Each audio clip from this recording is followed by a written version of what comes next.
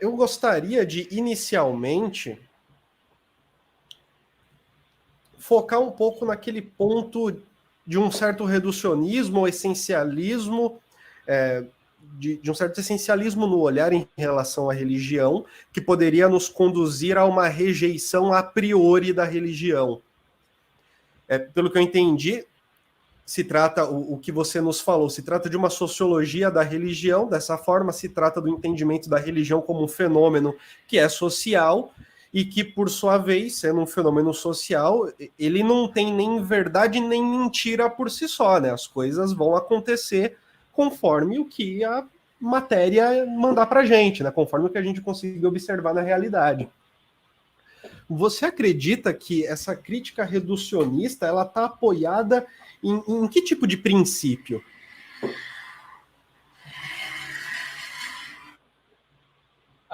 Então,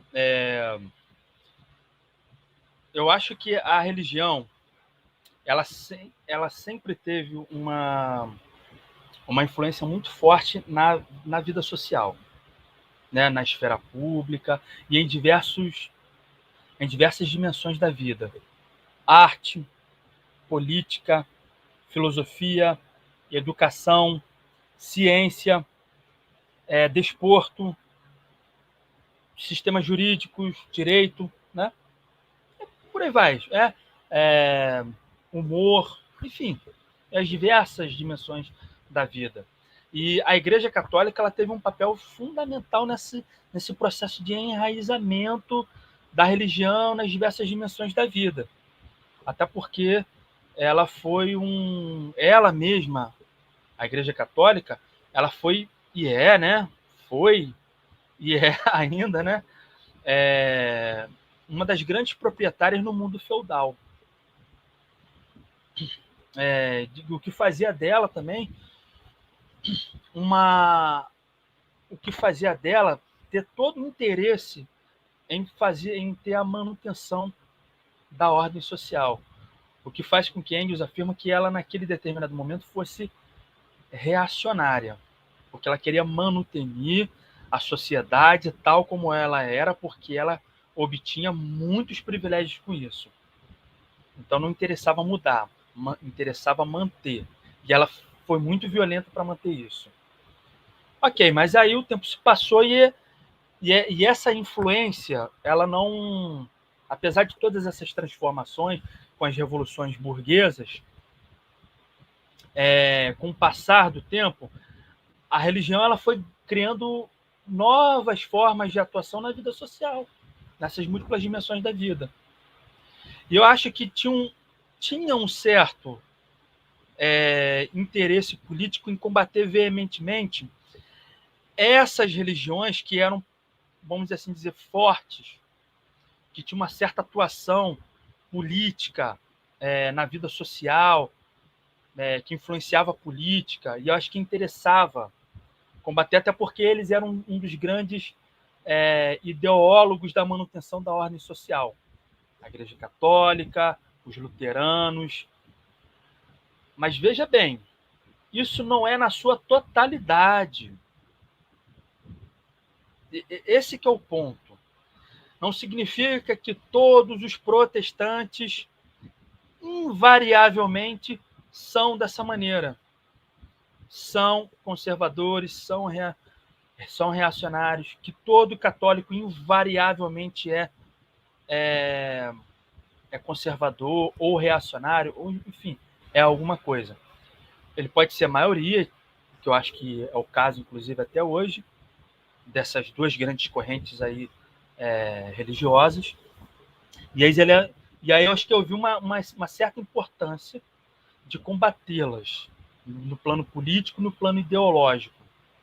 Só que o problema é que foi se criando uma determinada ideia que eu acho que é absolutamente equivocada. Veja só, lá mesmo, ainda no século XIX, finalzinho do século XIX, a gente tinha, por exemplo, a luta de libertação nacional na Irlanda.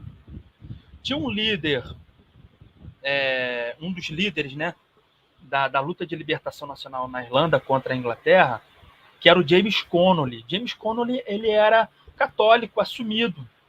E ele era um revolucionário que lutava ali pela libertação nacional da Irlanda. Foi morto em combate, levou tiro, morreu desse jeito, infelizmente. Não pôde, né? É um cara que deu sua vida. E ele tem, inclusive, um texto em que ele coloca, se eu não me engano, é um texto de 1905, que é dessa passagem, né? Final do século XIX para o XX, né? Onde ele coloca, olha, essa oposição entre socialismo e religião é uma oposição falsa. E essa que é a questão. Essas grandes correntes religiosas fizeram de tudo para se opor ao socialismo do século XIX, de inúmeras maneiras. Então, cabia aos socialistas combater a religião até um certo sentido. O problema é que ele se dirigiu para esse sentido essencialista. Mas nós já temos... vou dar um exemplo aqui. Né? Vou dar um exemplo porque eu posso falar, até porque eu sou seguidor desse conjunto de reflexões dessa pessoa, desse teórico, que é o Lenin. O Lenin, em 1905, ele tem um texto sobre a religião em que ele reafirma que a religião é o ópio do povo. Ele reafirma essa ideia. E eu acho que eu sou leninista, né?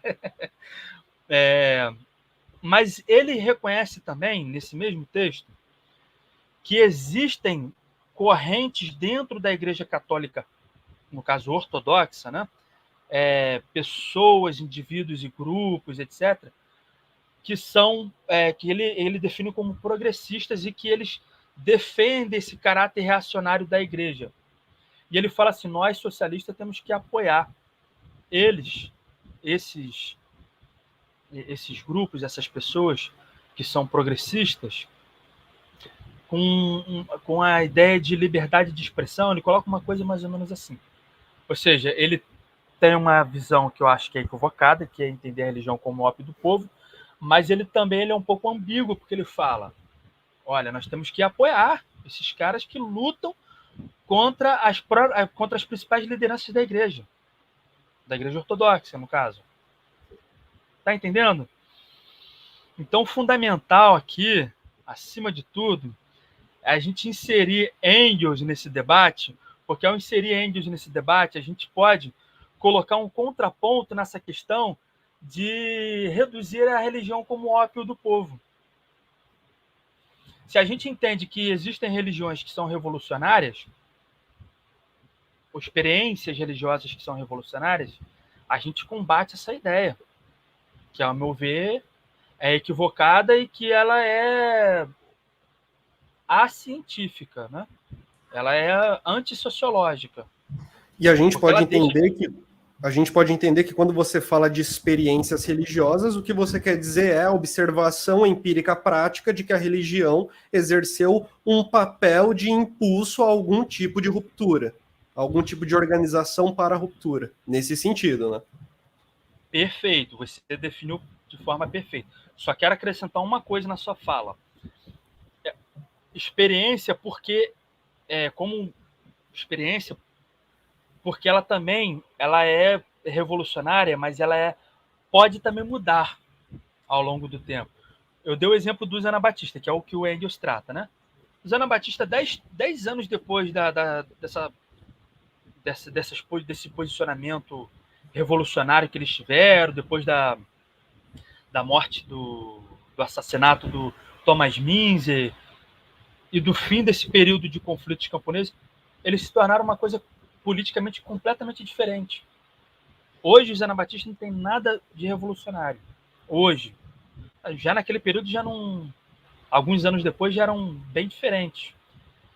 Assim como os cristãos, né, os primeiros cristãos no século I e II, eles tinham uma perspectiva de ruptura com a ordem sistêmica, que acabou canalizando por uma determinada criação de um sistema teológico, né, que é o que Engels vai argumentar, mas que, com o passar do tempo, eles deixaram aquela postura política revolucionária de ruptura com a ordem para, na verdade, legitimar e justificar.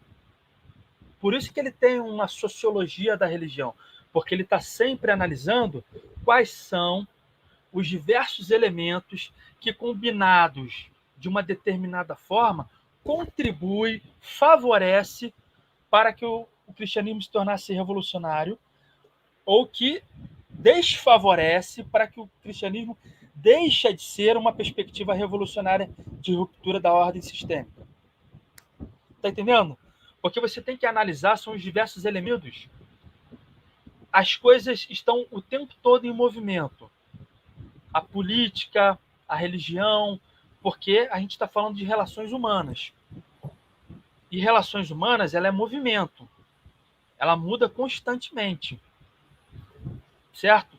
Nas diversas dimensões da vida. Religião, política, esporte, educação, ciência, ideologia, etc, etc, etc.